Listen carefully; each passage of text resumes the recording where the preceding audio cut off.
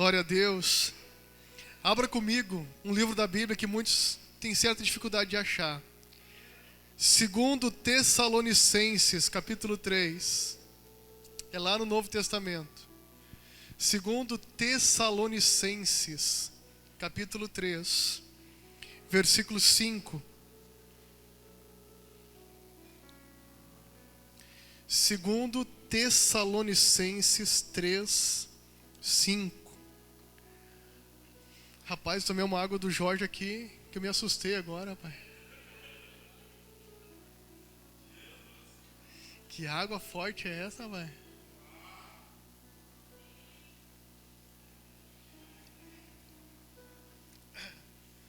Segundo Tessalonicenses 3, verso 5.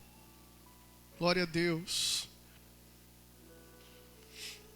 Ora, o Senhor encaminhe o vosso coração ao amor de Deus e à constância de Cristo. Pai, fala conosco nessa noite. Estamos abertos para ouvir a Tua palavra e entendê-la, Senhor. E que ela gere mudança de vida, transformação no nosso coração. Em nome de Jesus. Amém, ó Pai. Você pode assentar?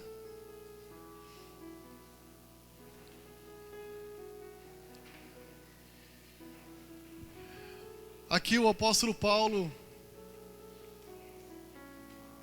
faz uma oração, diante de Deus pelo povo de Tessalônica.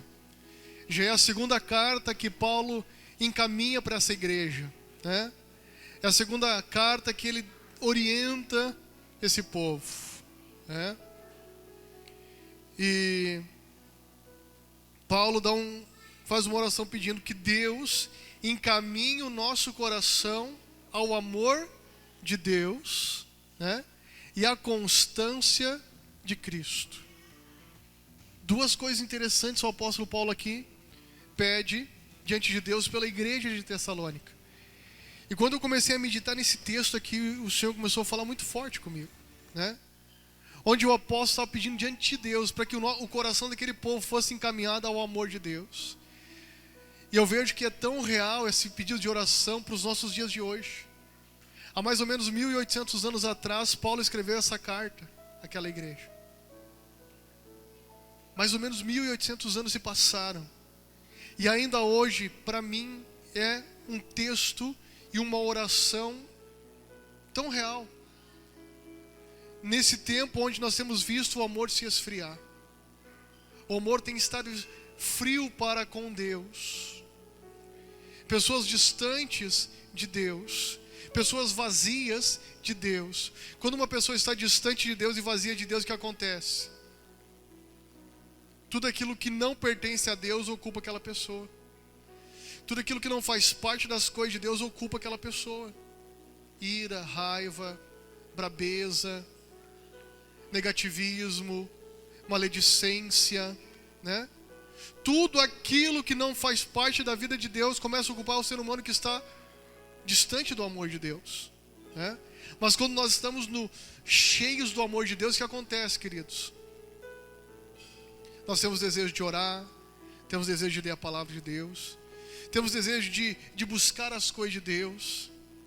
Estamos no trânsito, quando alguém corta a nossa frente, freia bruscamente, o que a gente faz? A gente abençoa, a gente releva, né? Agora, se a gente está distante do amor de Deus, o que acontece? Já quer buzinar, já quer brigar, já quer mostrar alguma coisa, né? Estamos distantes do amor de Deus. Não levamos desaforo para casa. Agora, quando estamos cheios desse amor, o nosso coração, né, está encaminhado a esse amor. Nós tratamos diferente o nosso cônjuge. Temos mais paciência, mais compreensão. Sabemos lidar com os nossos irmãos. Sabemos lidar com as pessoas à nossa volta, nossos filhos, né? Tudo o que é porque o nosso coração ele se encheu do amor de Deus. É porque o nosso coração está preenchido desse amor. Mas Paulo faz uma segunda oração. Não basta apenas ter o coração cheio do amor de Deus, saber que Ele nos ama e estamos ali nesse amor. Paulo faz um segundo pedido de oração a Deus por aquele povo. E o coração deles fosse encaminhado à constância de Cristo.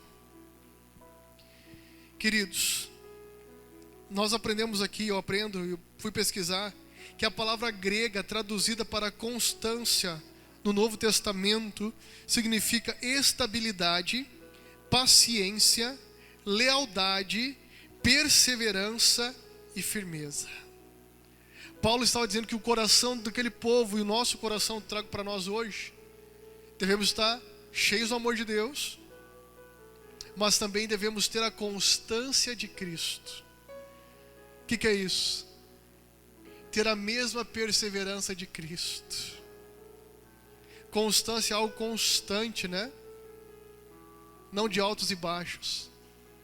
Paulo, quando ele fala essa palavra aqui, ele fala no original, que quer dizer estabilidade. Alguém estabilizado com Deus, nos princípios de Deus. Não uma hora quer Deus, outra hora já não quer mais nada com Deus. Porque eu sou fraco mesmo, eu não consigo, eu sou falho, eu sou pecador, que adianta orar, que adianta ir na igreja. Não. Quando nosso coração está constante em Cristo, temos a mesma constância de Cristo, que é o que nós vamos aprender hoje. Não é qualquer coisa que me desestabiliza. Eu estou estabilizado em Cristo. Vem a luta, vem a tentação, vem a tribulação que vier, eu estou estabilizado em Cristo. Amém? Eu estou estabilizado nele. Eu tenho a paciência, sou alguém paciente. Eu estou em Cristo. Eu tenho lealdade. O que é alguém leal? Significa fiel, né? Quando eu tenho a constância de Cristo no meu coração, eu sou leal, eu sou fiel. Fiel aos princípios de Deus, fiel ao compromisso assumido com Ele, como o compromisso de um casamento, né? Você tem compromisso com aquela pessoa. Não precisa a pessoa estar perto, ou ter um parente, alguém conhecido, para mim comprovar que eu sou fiel. Não, eu posso estar no meio de estranhos lá na empresa, que não tem ninguém que me conhece, mas eu sou leal, eu sou fiel. Está me entendendo? Quando eu tenho essa constância de Cristo, meu coração foi encaminhado para Cristo, meus pensamentos são Ele, meu propósito de vida é Ele, a minha razão de existir é Ele. Eu sou leal. O que mais significa ainda? Perseverança. Eu sou alguém perseverante, hoje e amanhã também. Não adianta ser perseverante um dia, no outro, não. Eu sou perseverante hoje, amanhã e depois de amanhã. Está me entendendo? Quando você assume compromisso com Cristo, nós precisamos ter o nosso coração encaminhado para Ele na constância de Cristo. Jesus Cristo foi constante. Ele veio para um propósito com 12 anos de idade.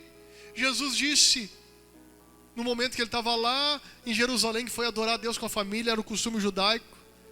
E a família cumpriu o período de adoração e volta para casa, em caravanas, vários conhecidos e parentes.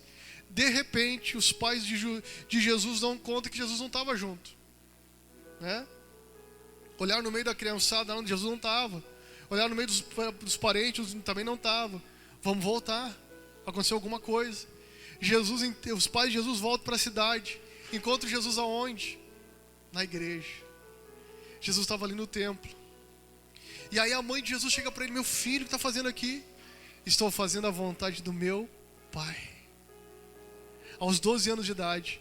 E aqueles homens sábios perguntam para os pais de Jesus: que tamanha sabedoria tem esse menino? Nenhum de nós jamais viu alguém com tamanha sabedoria. Ele estava no meio dos líderes religiosos. O que aconteceu?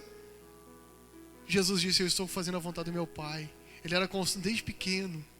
O tempo passou, Chegou um tempo que ele estava lá no templo ensinando, e apareceu alguém dizendo: ó, tua mãe e teus irmãos estão ali fora, querem falar contigo. Aí Jesus olha para aquela pessoa que veio trazer o recado, olha para a multidão que estava ouvindo ele e diz: minha mãe e meus irmãos são esses aqui, ó, que fazem a vontade do meu Pai. Constante. Tem gente que agrada a parente e desagrada a Deus. Prefere agradar os parentes e a parentela do que agradar a Deus. naquele almoço de domingo com a família, só um copinho para agradar o parente, mas desagrada a Deus. Sabe o que é isso? É alguém inconstante, mas quer as bênçãos de Deus, quer que Deus abençoe, não é constante com Cristo. Paulo orou para aquela igreja que tivesse o coração constante com Cristo. Eu me sinto bem na igreja. Um ambiente bom, é gostoso, é tão bom para a família, mas não é constante. Quer a bênção de Deus na sua vida, você tem que ser constante. Hoje e amanhã também, e depois também. A ponto dos seus familiares e parentes saber que dia de culto não se marca janta, não se marca nenhum outro compromisso, porque é dia de culto. Eu tenho compromisso com Deus. Mas eu estou cansado, eu estou isso, eu estou com aquilo. Querido, eu sou constante com Cristo. Quantas vezes eu preguei nesse púlpito aqui mal, de saúde, ruim, até com infecção estomacal. Mas o que? Constante com Cristo e do meu compromisso com Ele. Já deixei de ir na praia, já deixei de ir a shopping, já deixei de ir passear porque eu tinha compromisso com Cristo. Tem outros dias e outros momentos para o lazer e para a diversão. Mas dia de culto é sagrado. Dia de culto é precioso. Você está me entendendo? Quando você começa a ter essa consciência. Mas bispo, então eu preciso urgentemente. Você veio ao lugar certo hoje, para receber essa palavra e começar algo novo na sua vida. Começar algo extraordinário na sua história. Começar um novo tempo. Você está me entendendo? O que foi antes de hoje não importa. O que importa é o que você vai fazer depois de hoje. O que importa é o que você vai fazer depois dessa palavra que você está ouvindo. Antes de hoje, Deus te perdoa. Mas a partir de hoje, o que você vai fazer? É uma decisão, uma escolha. É como aquele rapaz ou aquela menina namoradeira. Namorou todo mundo. Mas quando assumiu um compromisso, espera aí. Eu sou fiel a essa pessoa. Eu sou leal. Está me entendendo? Deus, eu já te prometi tanto, Deus, já falei tanto, Deus. Mas a partir de hoje vai ser diferente. Está me entendendo? E você vai ver a honra de Deus vindo sobre a tua vida. Você vai ver como a bênção vai vir sobre a tua vida. Porque a gente olha para os outros e é tão abençoado, tão abençoado, tão abençoado. Mas e eu? Vai ver o preço que eles pagam. Vai ver a constância deles com Jesus. E isso vai começar a acontecer na tua vida. Amém? Pergunta para quem está do teu lado. E aí, está preparado? Preparada? Pergunta aí. Sabe, a constância é a característica da pessoa que não se desvia do seu propósito e de sua lealdade, de sua fé e piedade, mesmo diante das maiores provações e sofrimentos. Jesus forneceu o exemplo perfeito de constância, enfrentando provações e sofrimentos sem se desviar do seu propósito definido pelo Pai. Nós devemos imitar a estabilidade de Cristo, mesmo quando enfrentamos tentações e dificuldades. Pessoas que são zelosas nos momentos bons, mas que desistem quando encaram dificuldades, ainda não têm aprendido a constância de Cristo. O apóstolo Paulo se regozijou na constância dos discípulos. Capítulo 1, versículo 4, olha o que diz aqui. De maneira que nós mesmos nos gloriamos de vós nas igrejas de Deus, por causa da vossa paciência e fé, e em todas as perseguições e aflições que suportais. Olha que coisa tremenda, né? O apóstolo Paulo elogiando a igreja de Tessalônica, capítulo 1, verso 4. Olha o que diz aqui. De maneira que nós mesmos nos gloriamos de vós nas igrejas de Deus. O Paulo estava dizendo, olha, a gente elogia vocês lá nas outras congregações, como vocês são perseverantes, como vocês são constantes, mesmo diante das lutas e tribulações. Paulo estava animando aquela igreja, porque eles eram constantes, eles eram perseverantes. E mais do que nunca hoje, diante da pandemia que Eu creio que o pior já passou. Ainda temos muita coisa a enfrentar, sim. Temos, mais do que nunca, mostrar agora perseverança, constância, estabilidade. Amém? Paulo, ele disse que a constância deve ser característica do homem de Deus. 1 Timóteo capítulo 6, versículo 11. Olha o que diz lá. Você é homem de Deus? Você quer ser homem de Deus aí? Quer ser mulher de Deus? Tem chamado na sua vida aí? 1 Timóteo 6, 11. Olha o que diz lá. Tu, porém, ó homem de Deus, foge dessas coisas e segue a justiça, a piedade, a fé, o amor, a paciência e a mansidão. Combate o bom combate da fé, toma posse da vida eterna, para a qual também foste chamado, tendo já feito boa confissão diante de muitas testemunhas. E vai falando. Todo homem de Deus que tem chamado na vida, mulher de Deus que tem chamado na vida, tem que ler esse capítulo 6 aqui de 1 Timóteo. Né? Mas Paulo está dizendo aqui, homem de Deus, foge dessas coisas. Né? Foge de ser alguém inconstante. Foge de ser alguém maledicente. Foge de ser alguém negativo. Né? Combate o bom combate da fé. Amém? E ele vai falando. E que os homens idosos devem ser estáveis. Tito 2:2, um pouquinho mais à frente você vai achar o Tito. Cadê o Tito? Depois de 2 Timóteo. Tito, capítulo 2, versículo 2. Olha o que diz lá. Exorta os velhos a que sejam temperantes, respeitáveis, sensatos, sadios na fé, no amor e na constância. Aqui a palavra velho não quer dizer de idade, fala de maduro. Você que já é alguém maduro, você que já está há tempo na fé, você que já está há tempo na caminhada com Deus, ou conhece de longa data a palavra de Deus, sejam temperantes, respeitáveis, sensatos, sadios na fé. Nós precisamos ser alguém sadio na fé, não alguém doente na fé, né? Temos que ser alguém sadio na fé. Estamos vivendo uma pandemia cujo vírus é contagioso. Pessoas podem contaminar outros, né?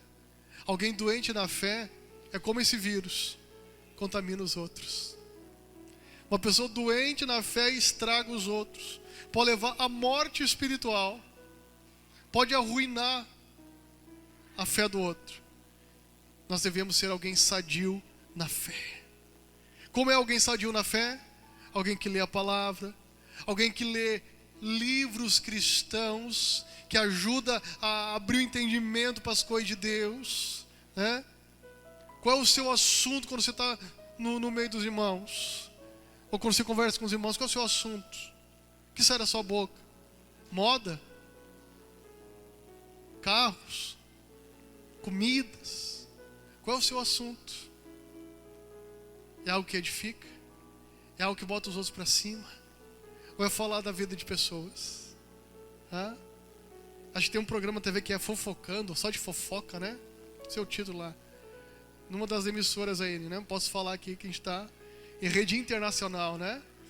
Mas tem um programa de TV que é só fofoca, em determinado horário do dia lá, acho que é de tarde, né? Só fofoca. Falam da vida de artistas, de personalidade, de pessoas, né?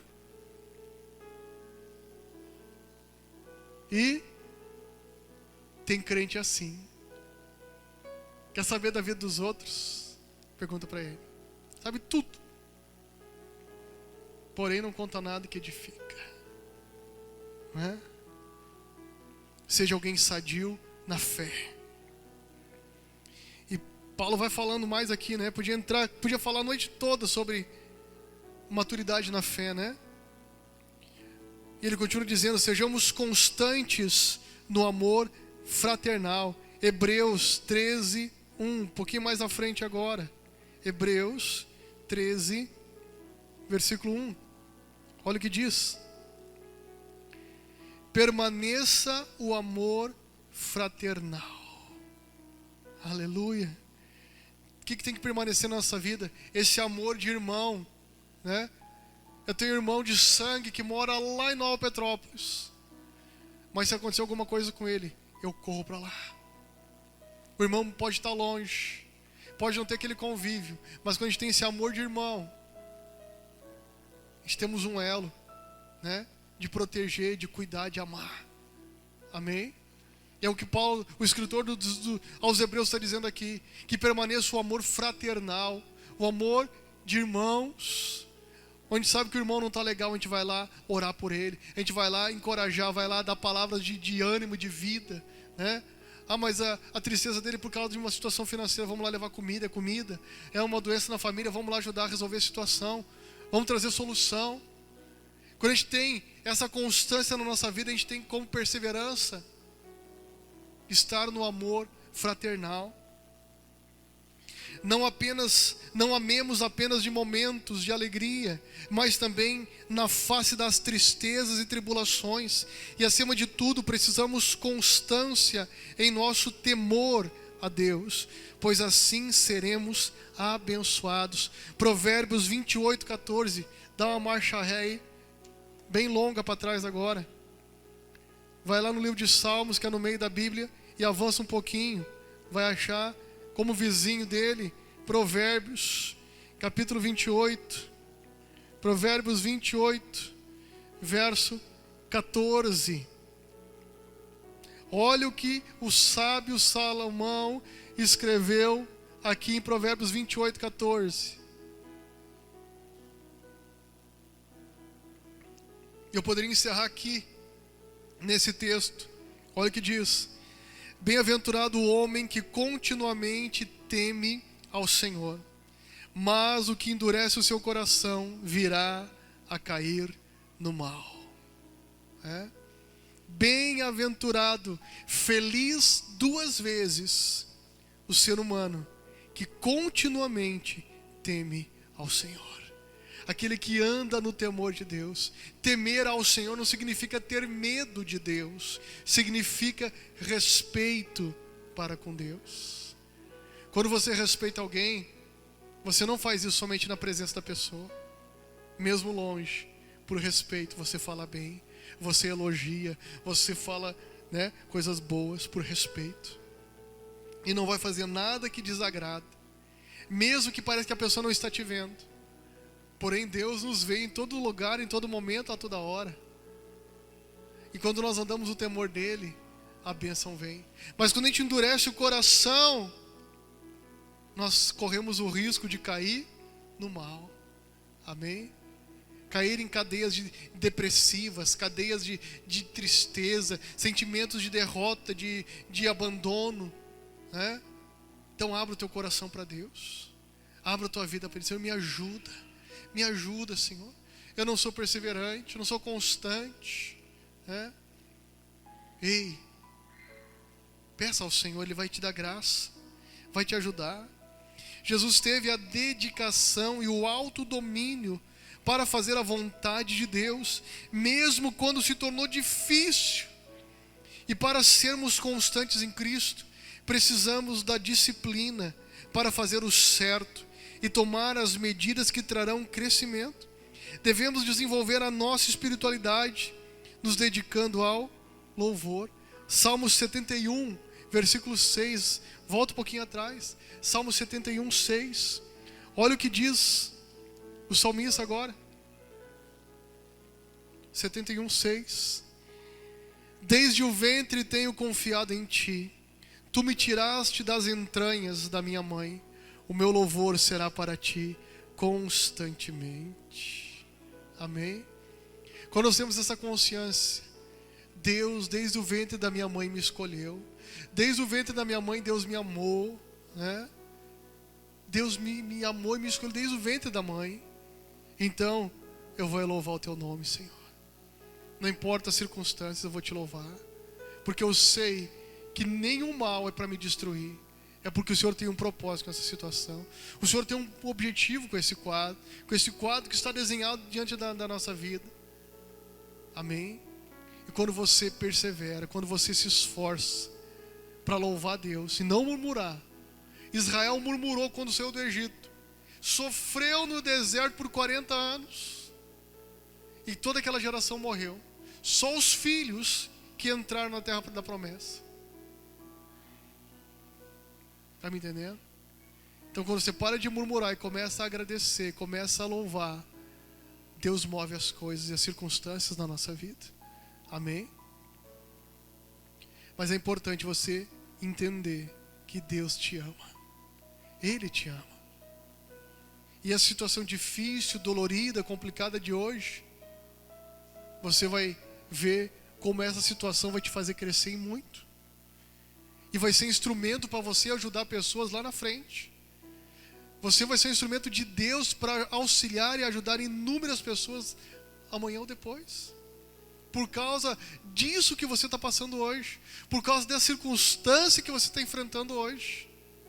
Amanhã você vai ajudar outros. O que você te faz chorar hoje, amanhã você vai ajudar a enxugar lágrimas de outros. Por quê? Porque você venceu. Você passou por isso. Amém? Ele te ama e não desistiu de você. Jamais vai desistir de você. Amém? Mas para a gente crescer, nós precisamos crescer na gratidão pelo amor de Deus por nós. Precisamos estudar e nos aplicar a palavra de Deus na nossa vida, né? 1 Timóteo, volta lá para Timóteo agora, capítulo 4, 1 Timóteo 4. Olha o que o apóstolo Paulo diz. 1 Timóteo, capítulo 4, versículo 13. 1 Timóteo 4, 13. Persiste em ler, exortar e ensinar até que eu vá. Não desprezes o dom de Deus que há em ti, o qual te foi dado por profecias, com a imposição das mãos dos presbíteros. Medita nessas coisas, ocupa-te nelas, para que o teu progresso seja manifesto a todos. Tem cuidado de ti mesmo e da doutrina. Persevera nessas coisas, porque, fazendo isto, te salvarás, tanto a ti mesmo, como aos que te ouvem. Olha que coisa preciosa aqui. Não despreza o dom que Deus te deu. Não despreza o talento que Ele te confiou. Não importa as lutas. Deus te deu um talento, um dom, uma habilidade. Mas é preciso persistir em ler. Eu não gosto de ler. Obreiro, cristão que não gosta de ler, está fadado a morrer. Está fadado a desfalecer. Você tem que se esforçar na leitura. Precisa ler. Sabe, queridos? Eu sou apaixonado por leitura. Eu amo demais leitura, né? Bobear, eu estou lendo até bula de remédio, né? Porque eu gosto de ler. Se não tem alguma coisa para mim ler, eu fico doente, eu preciso ler. Eu amo ler, eu gosto de ler. Mas não somente ler por ler, eu anoto, eu escrevo, eu sublinho, né? Por quê? Porque aquilo faz aumentar o meu entendimento, abrir meu entendimento. E as pessoas que dizem que não gostam de ler porque nunca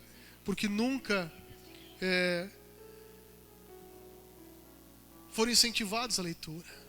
Começa a ler um livro, seja pequenininho, cujo título te chama atenção, mas te edifica e você vai pegando gosto. Daqui a pouco você vai estar lendo até bula de remédio. Porque você vai ver que é bom, que é precioso, que te edifica. Por isso que Paulo disse, persiste em ler. Exortar é aconselhar, é falar com outra pessoa, né? Não é xingar, brigar, não. Persiste em ensinar até que eu vá. Ensina alguém. Compartilha a tua fé com alguém. teus filhos, lá na tua casa, né? Em vez de olhar novela, desliga e vão ler a Bíblia. Compartilha com alguém um livro que você está lendo. Você vai ver como vai ser diferente as coisas. Como as coisas vão tomar um rumo e um curso totalmente diferente. Amém? E ele disse, medita nessas coisas. Te ocupa nelas. Você está ocupado com o quê? Com o que você tem se ocupado nesses dias? Com os problemas? Com as dificuldades? Com eu não posso, eu não consigo, não sou capaz? Ei, te ocupa em ler, meditar na palavra. Te ocupa com isso, com as coisas de Deus. E você vai ver que não vai ter espaço para outras coisas chegar na tua vida. Assuma o teu papel como marido na tua casa. Tem gente que empurra para a esposa tudo. Vai orar. Não é tu que tem que orar. Tu que tem que ler. Ei, assuma o teu papel, sacerdote. Assuma o teu papel. Deus colocou o homem como cabeça do lar. Não é a mulher que é a cabeça, é o homem que é o cabeça. Por que cabeça? Porque é na cabeça que tem a visão, é na cabeça que tem a audição, que escuta, que recebe do Senhor a orientação, a direção, que enxerga, que tem a visão, né? A mulher é a auxiliadora. É ela que conduz a cabeça. Por isso que se a mulher for sábia, ela edifica a casa. Não, mas mulher, você é a que conduz a cabeça. Está entendendo? Você tem que conduzir, auxiliar ele. Mas você, sacerdote, que é o cabeça, assuma o teu papel. Assuma o teu lugar no teu lar. Te posiciona. Ora pela tua esposa, ora pelos teus filhos. Ora pela tua casa, assuma o teu lugar lá. Como tenho visto homens omissos no seu papel, deixando fardos pesados para a esposa.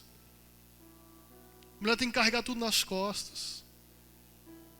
É tempo de Deus levantar homens que assumam o seu papel, o seu lugar. E o fardo vai aliviar, você vai ver como Deus vai honrar a tua casa. Por que o diabo entra lá com facilidade? Por que as brigas são coisas constantes? Por que às vezes a mulher quer desistir, jogar tudo pro ar? Por causa da omissão do homem. Assuma o teu papel, assuma o teu lugar. E mulher, não seja como aquela torneira que pinga. E fica ali, que nem uma matraca. Parará, parará, parará, parará. Ei! Fala uma vez e vai orar. Usa de sabedoria para conduzir ele. Faz ele pensar que a ideia foi dele. Deixa ele se gambar, né? Se gambar que nem os outros. De que a ideia foi dele. Tá me entendendo? Seja sábia. Já dizia um certo pastor lá do interior, né? Mulher sabiá é de ficar em casa. Sabia?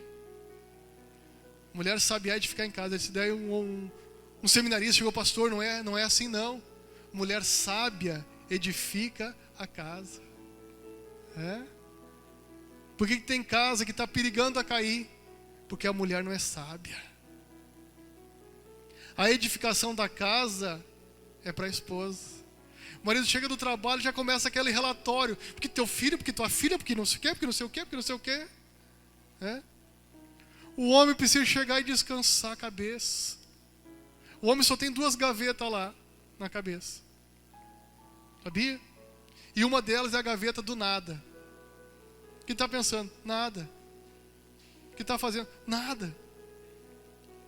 O homem precisa ficar no nada às vezes, para botar as coisas em ordem. Mulher é que nem um emaranhado de fio. Né? Qualquer coisa dá um curto-circuito. Né? Às vezes a mulher diz, eu estou com vontade de comer algo diferente. É um enigma, um mistério. Quase que tem que chamar o Indiana Jones para decifrar esse mistério. Né? Diferente, o quê? Pizza, X, massa com molho, o que é? Eu não sei o que é algo diferente. Né? É um negócio complicado, não é?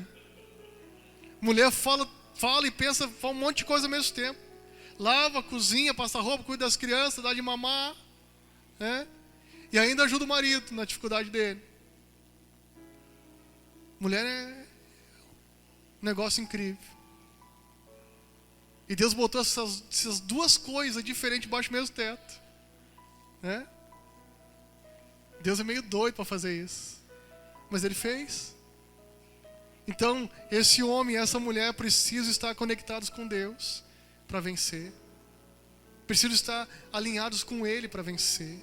Precisam estar em comunhão com Ele para vencer. E é necessário perseverar em estar cheio do amor de Deus e perseverar na constância de Cristo. Ou seja, Jesus é o meu exemplo. Eu vou perseverar, eu não vou desistir.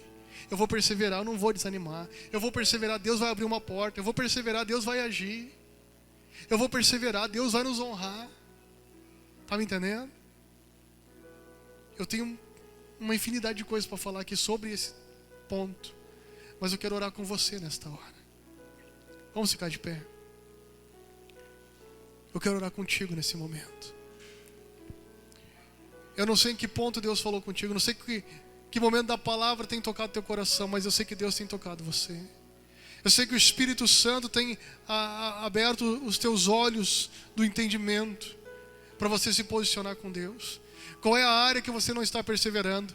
Qual é a área que você já desanimou, já desistiu, já entregou os pontos? Qual é a área? Mais do que uma? Já desistiu de tudo? Não sabe o que fazer mais? Essa é a sua noite de colocar tudo